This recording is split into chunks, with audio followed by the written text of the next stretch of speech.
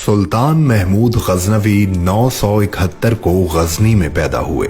आपने 33 साल तक अफगानिस्तान पर हुकूमत की। सुल्तान महमूद गजनवी इस्लामी तारीख के बहुत बड़े जंगजू थे। आपने लातादाद जंगें लड़ी और हमेशा फतेहयाब हुए।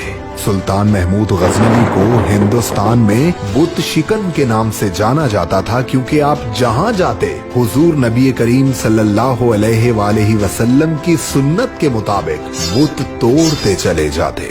जब हिंदुस्तान के राजाओं की अयाशियों की खबर आप तक पहुंची तो आपने इरादा कर लिया कि इस बुत परस्त धरती पर अब परचमे इस्लाम ही लहराएगा। इज्तिमाई नमाज फज्र अदा की गई और खुदा की मदद से एक अजीम लश्कर फतेह हिंद के लिए निकल पड़ा।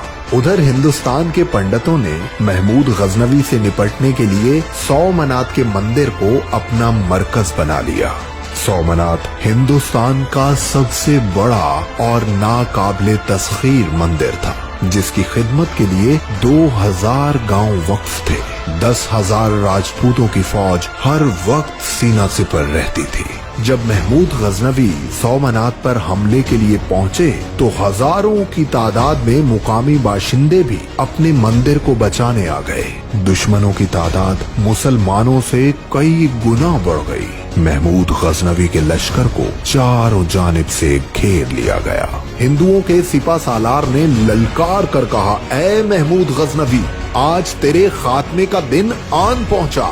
आपने फरमाया, ओ बदबख्त, जिस दीन की सरबुलंदी के लिए यहाँ पहुँचा हूँ उस पर मेरी 1000 जाने कुर्बान। तू अपने मंदिर की खैर मना। आपने नाराए तकबीर बुलंद किया और दुश्मन पर टूट पड़े। अल्लाह की मदद से आपकी तलवार बिजली बनकर लपकने लगी। आप तलवार घुमाते जाते और दुश्मनों के सर तन से जुदा होते जाते थे। पलक झपकते हर तरफ लाशों के ढेर लग गए। हिंदुओं के लश्कर में भगदड़ मच गई। सिपा सालार को एहसास हो गया कि उसका मुकाबला सिर्फ सुल्तान से नहीं बल्कि कोई ताकत है जो कहर बनकर उसकी फौज पर टूट पड़ी है।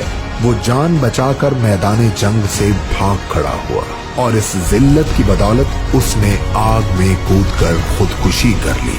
सोमनाथ पर इस्लाम का परचम लहराने लगा।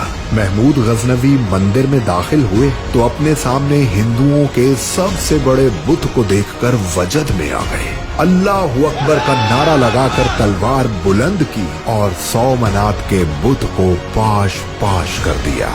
पूरे हिंदुस्तान पर मुसलमानों का कब्जा हो गया, जो तकरीबन 1000 साल तक कायम रहा। सुल्तान महमूद गजनवी इस पूरे खित्ते पर शेर की तरह राज करने के बाद 1030 को इस जहाने फानी से कूच कर गए।